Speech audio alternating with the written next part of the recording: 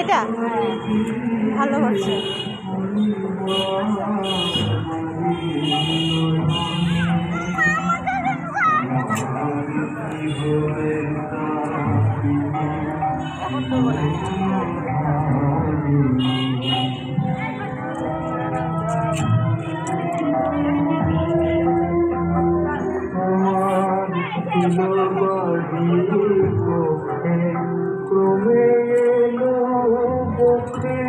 জীবন জীবন ভয় রোখে তোর অতীতে মুক্তি দিতে